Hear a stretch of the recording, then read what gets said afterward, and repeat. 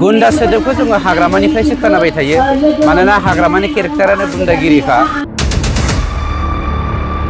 नंखायनो गाव गुन्दागिरिखा हाग्रामानि खुगानिफ्राय गुन्दा ओंखारबाय थायो गुन्दा सोदोबा ओंखारो आरो हाग्रामानि जा लिडारफोर बे लिडारफ्रा माबायदि केरेक्टारनि बेखौ दिनै 35 लाख जोंनि बिटिआर बासिया मिथिजोबखायो 3,000 कोटी राङा दाबो कारापसन खालामनाय राङा बिथांनाव दंखाय बिथाङा सानसेयाव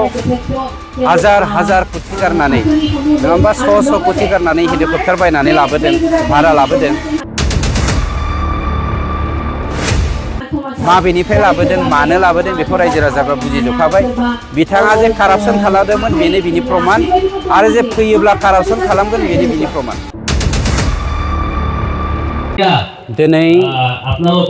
फैगौ 22 तारिखआव जोंनि जा बिसायख'थि जागोन बे बिसायख'थि बायदियै जोंनि इउपिपिएलआबो 100% साखाफारा जानानै दङ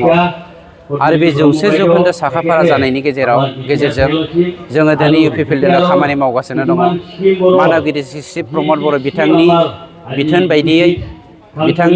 बायदियै आङो दिनै बावखुंग्रियावहाय बिजाथि महरै सायख'जादों बिथांनि बिथोन बायदियै दिनै आं बावखुंग्रियाव गिदिंगासिनो दङ दिनै गासैबो जाथि जनगोष्ठिया 100% इउपिपिएलनो भट होनो होननानै दिनै देरहासार होनानै जोंनि मानगिरि शिब बिथांखौ बा जोंनि प्रमद बर' बिथांखौ खेबसेबाव रिसिभ खालामनानै जोंनि बिटिसिआव सान्थि गायसननो खौसेथि गायसननो गोरोबलायनायनि गेजेरजों जोंनि समाजाव मोनसे गेबें लामाजों थांनो हानाय इयुननि जोंनि जा जोलै बेखौ दैदेनलांनो हानायनि खामानि मावनो थाखाय दिनै गासैबो जाथि जनगोष्ठिया खौसे जादों राभा गार' आदिबासि बर' सूत्रधर राजबंशी बाङालि इस्लाम गासैबो बावखुंग्रियाव ज' जानानै इउपिपिएलखौ सापर्ट खालामनो फैदों बेनि थाखायनो खोब गोजोननाय मोनदों हाग्रामाया गाव मोननै गेलेगोन होनदों आं मोनसे बुंनो नागिरदों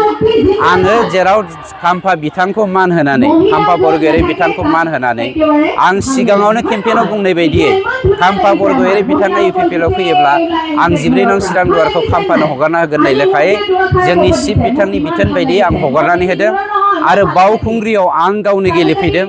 आरो दिनै बावखुंग्रिखौ हमथानो हायोबा हाग्रामाया गावनो फैथों आरो हाग्रामानि एगेन्स्टै देबोरगावआव जोंना खाम्फा बरगयारी बिथाङाबो गेलेगोन देबोरगावखौ बिथाङा बासायग्रोथों